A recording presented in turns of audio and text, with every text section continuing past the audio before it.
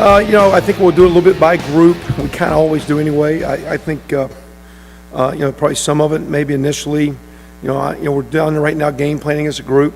We're planning practice as a group. Hey, I want this play and I want it against this blitz or this coverage and I want to check to a pass. No, I want to run, because everybody's got issues of what the linemen, the receivers, the quarterbacks, what everyone needs. So it's always collectively by group. When you're off the field, we'll talk collectively about what we want to do next drive. Hey, give me this one or this one or this one, and try to mix it in as we go. And then we'll see. Kevin Johns will be on the field, and that's a little bit more to talk to receivers. We got some young receivers playing. So off the field, with Rod being upstairs, the quarterback, it's one conversation. Put a headphone on that guy and talk to him. To a receiver for Coach Johns, it's multiple conversations. So collectively between all of us, I'll probably be a little bit more involved early, but it won't be a revolving door. We'll just see how it goes. Still kind of a group deal. Expect out of them? Well, again, number one, last time they played us, they beat us. The MAC, I think in 2009, the MAC won 4 Big Ten games. I've been a part of MAC teams that did well and beat. Matter of fact, there's a team that won a Big Ten championship that our MAC team beat.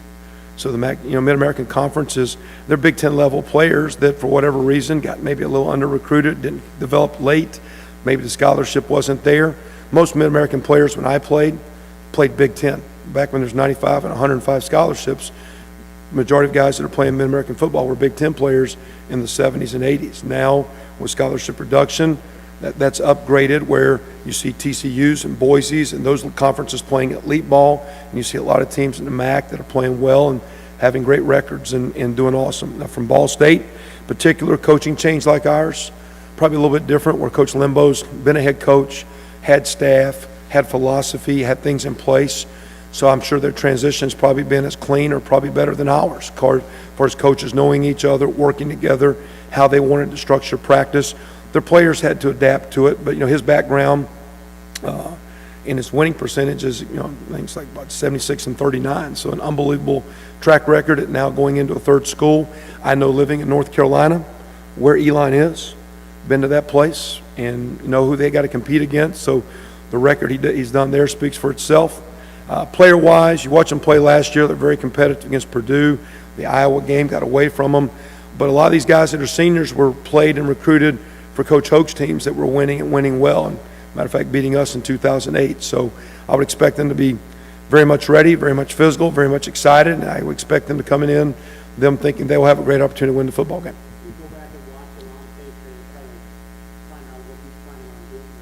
Excuse me?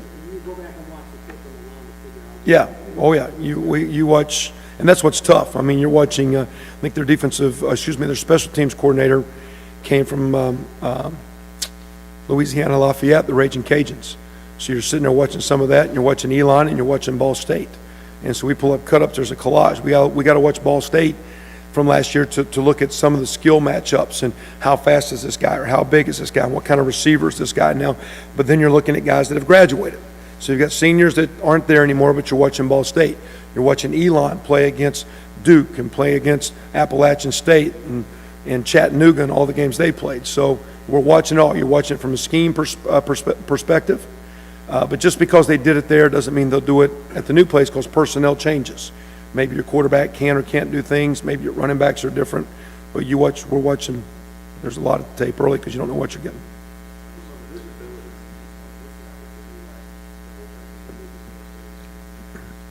Well, I mean, I don't know. I mean, it doesn't have great, TV pickup as far as what we're getting. So, I don't know if you're going to get a bunch of Sports Center news and all that deal. It's kind of great for our fans. I heard some numbers of the ticket sales, which were a little disappointing. I mean, I'd like to think we'd have a lot of fans with all our alumni base up there. Even though it's Ball State's home game, I would encourage our fans to come out and have some interest in what we're doing, and I'd like to have a great turnout there. That'll be interesting to see. But I do think it is neat for our kids. A lot of Indiana kids growing up in this region. Some of them have played high school games there, I'm sure. But a chance to play in that arena is pretty cool. Big Ten championship game there the next 5 years. Super Bowl on that field this year. I mean, it's an exciting venue, and we look forward. I think it's going to be a great deal. Loved again to have some great visibility with media, with TV, and with fan. But that's to be announced.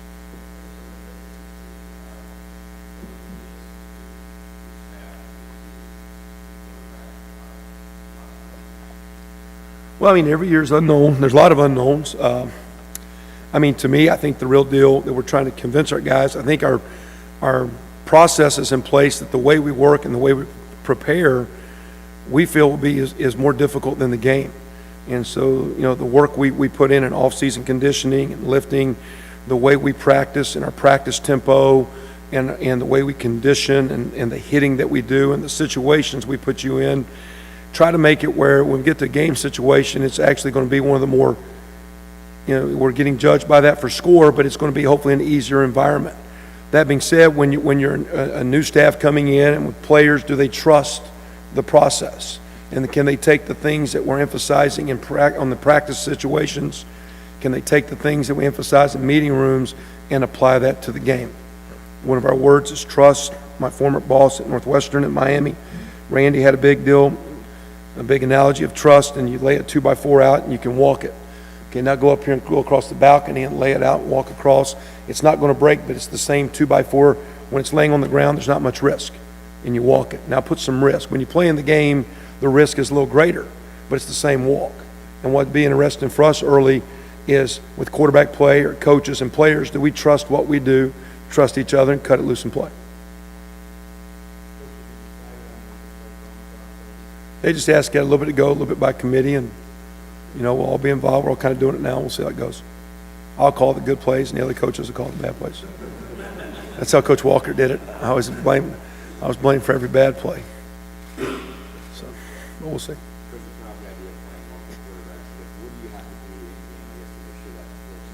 Well, we'll go through the week and kind of settle where we're starting, and I don't think we'll go and say after 2 drives we're going to the next guy. I think as the week plays out, we'd like to settle down. Here's where we start, and we'll just see how that guy handles the situation. I think each of them have subtly different strengths of things they can bring, but it's not going to be like it's scripted, and after the second drive, this guy's in. We'll kind of see how it goes. Again, I don't want a guy to make one mistake and he's not going to be yanked, but we'll see if we need a spark or need some energy. We'll see as the week plays out. As we're getting, yesterday, much better practice as far as just weekend off. Guys are fresher, faster. Passing game looked a lot cleaner just because of timing. And that'd be interesting today and tomorrow because this week's about mental and polishing. Physically, you want to keep putting the edge on to your product, but it's about polishing and mentally getting sharp. So be interesting by the end of Wednesday to see where we're at with those guys.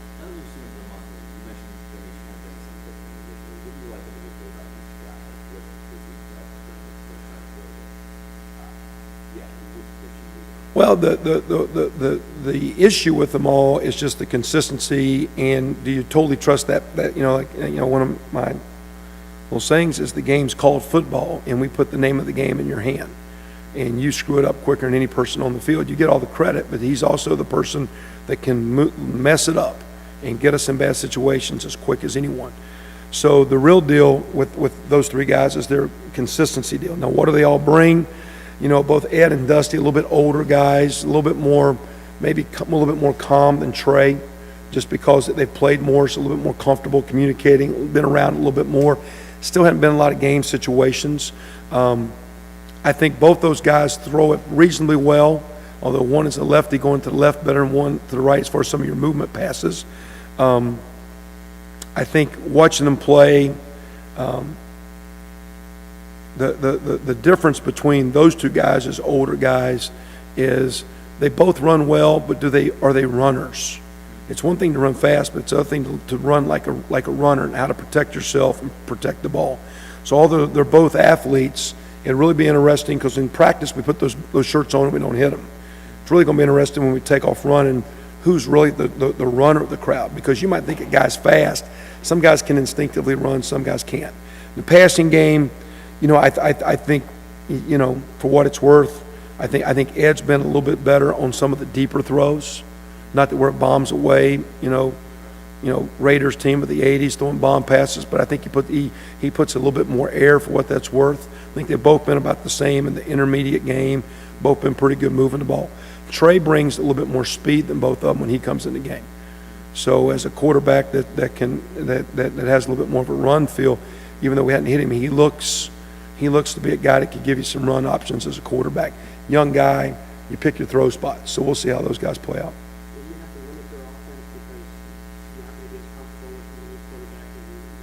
Well, and I don't know, you always start a little bit limited because you build as you go through the year, and with young guys across the board. So, young receivers playing, every time we're doing a play and we wrinkle up a formation, hey, if we do this play in this formation, now mentally, is he thinking about something else? Is that worth the tax and the stress? Well, let's just don't do it. Let's just do it in this formation. So you have more plays than you can call between run and pass. You just kind of try to blend those things together. So it's always a little bit limited early because you want to build as you go. But at the same time, we need to make sure we got enough tools in the toolbox to win the game. So we're not going in holding anything back. We need to go out and do everything we can to give us a chance to win the game, and not like, we're not sitting, a new staff coming in where we're holding cards. We're not arrogant enough to do that. We got to do everything we can to get a W.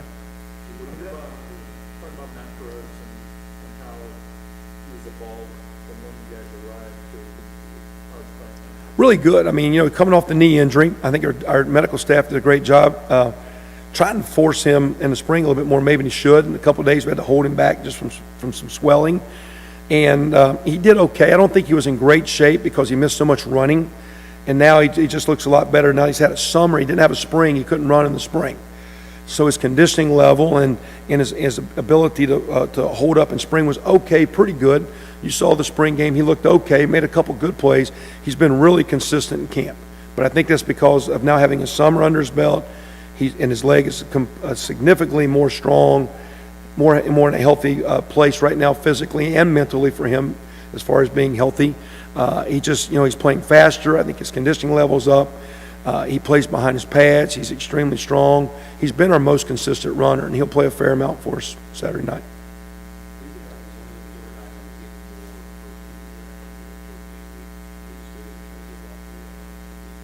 It's hard. We just balance up what we're doing. So.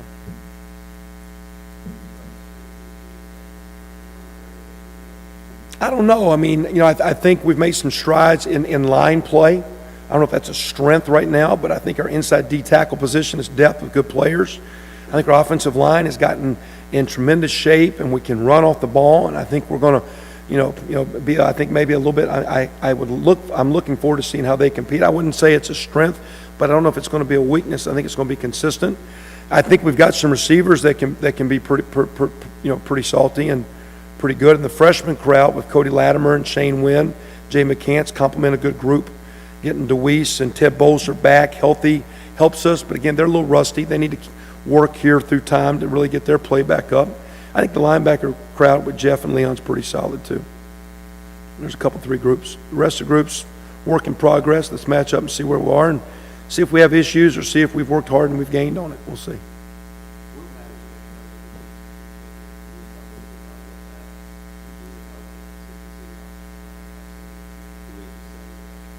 Well, Center's in the thick of it. He's going left and right, front side, back side. A lot of places he makes calls. Our guy makes some calls, but as fast as we go, we don't have a conversation a lot of times up there. Will, we're starting 3 seniors and 2 juniors, but Will's a guy that got majority of votes to be a captain or a team leader for us. So for a young guy, he is one of our veteran players. So he's awfully good. I'd be interested to see where he stacks up in the Big Ten. With other guys, I would be of the opinion he will be one of the better centers in the Big Ten. And if there are 2 or 3 guys better than that to be all Big Ten, there's a bunch of really good centers because he's a very, very good lineman. He's a very good player for us. Well, we've got it where we've got a group of guys in the mix, and we'll kind of have some game captains. And to us, we're not going to vote on captains early. We're going to make sure at the end the guys earn the right to be the leader forever of our team because those guys get accolades and recognitions forever. So as we go through the year, we want to have a revolving door. But we've got a handful, about 7, 8, 9, pushing 10 guys that got a lot of votes. And sometimes we want our seniors to do well. And I'm of the opinion, if you say I'm a captain and you say I'm not, well, this guy doesn't want to speak up. And, we had a couple, 3, 4 guys get, a lot of votes, but we had 4 or 5 other kids got a lot of votes. And we're going to use all those guys in leadership roles. And we'll have final true season captains as we wrap up the season at the end of the year.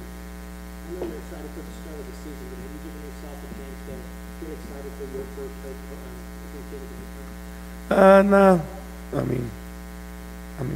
Hopefully it won't be the last. But I don't know. I'm still just coaching. I mean, I got the final say on when we start practicing in and all that stuff, and had some really good role models. But I just kind of roll my sleeves up and put on.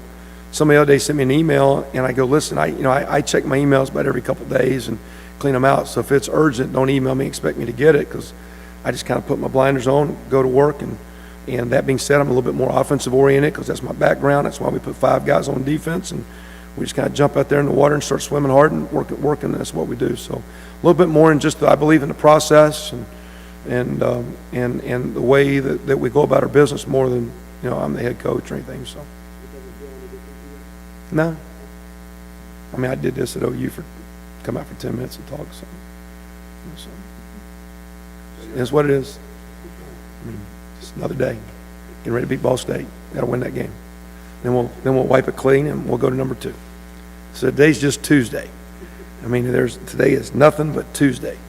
And there'll be 12, 13, 14 of those. It's Tuesday. And then tomorrow's Wednesday.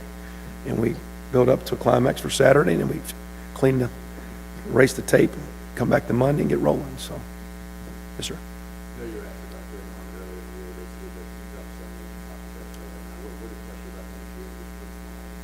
Well, he was good in spring. He's been, we had Kofi inside, but with some consistent play. We're getting Kofi outside. We thought, he could always come back inside, but he's been. I mean, he's competitive. He's salty. He's quick. He's not afraid. I mean, he does. I mean, he plays really good. He's mature. He's a 5th-year kid. Put him on scholarship. Even though he's a walk-on guy, and Shane Wynn will complement that that spot as well.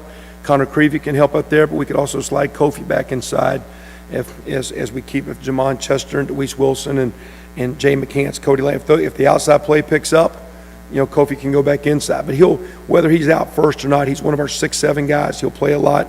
He'll be a lot he'll do a lot with our return game as well.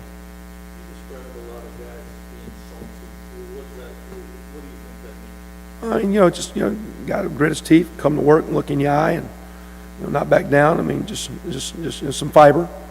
One of the best ways to be a good team is to look people straight in the eye, and come at them. And Dre's got that talent. We try to convey that to our team even from the first meeting. It's just the way you look and act and go about your business. And I think Dre is a young man that has embraced the values we're trying to sell about as well as anyone. So with that, he's getting complimented had a good camp. He's a good player, and hopefully he's going to play a lot and get a lot of balls.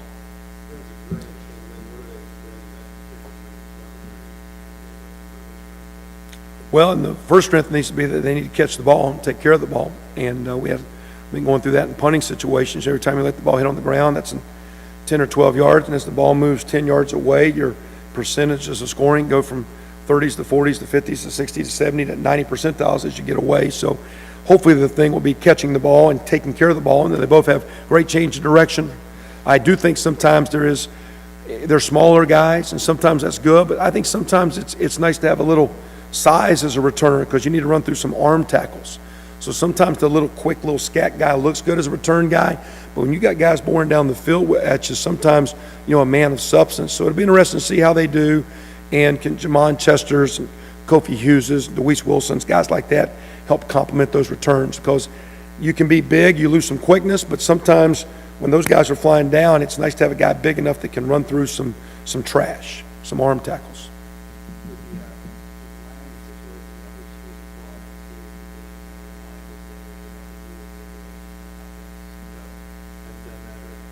We've talked a lot about it, and we haven't brought, anyone particular.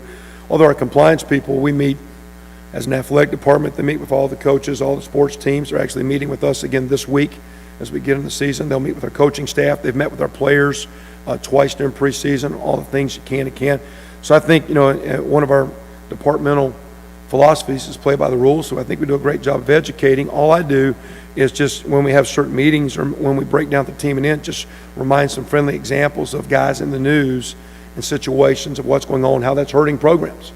And it's really, guys are doing things that are hurting kids down the road. And the guy that did the crime's not really, getting the penalty. It's the school and the program and the future players. So, we talk about that. We talk about situations where, guys have gotten in fights or other things, and the notoriety it's caused, and and some of those are season-changing situations The situation last year at North Carolina, I'm sure really changed their potential season from where, and they had a really good year, but they were potentially set. Maybe the year would have been the same, but they were set to maybe have a knockout year, and they lose some players and maybe didn't win some games. Who would have said they would have won those games anyway? You don't know. You got to play. But so we just, I haven't had specific. We've had several speakers come and talk to our guys. As far as a true outside NCAA guy, no. We do have our people work with them a lot, and we do post on the board when guys have issues that make ESPN that aren't public issues, and try to keep that in front of our guys. Is that it, guys? Go ahead. Yeah, I think Mitch is kind of the field goal guy, and Nick's doing the bulk of the kickoffs right now. And if we got into a long field goal deal, I think they're both about the same off the ground. I think Nick's been a little bit more off the tee, so he'll handle the kickoffs, and I think Mitch will handle the bulk of the scoring opportunities with extra points and field goals. So, you guys good?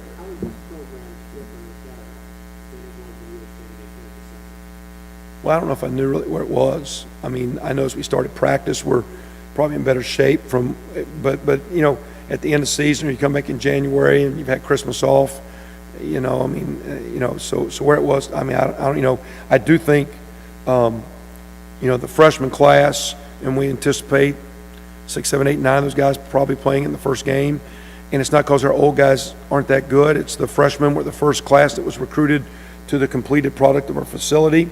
And I think that being said, their skill sets across the board, a good skill set. And that freshman class, again, was recruited by the previous coaches. We got a couple guys late. Those guys we got late are not any better than the guys that came in early. So if there's anything that's better, we're probably in better shape. I'm sure as we went along, they definitely understand what I'm trying to do in running our deal. I think the freshman class is a nice addition, and I think it's a credit to our school and building this building and giving the staff a chance to recruit here. So, all right, guys, appreciate it. Turn it over.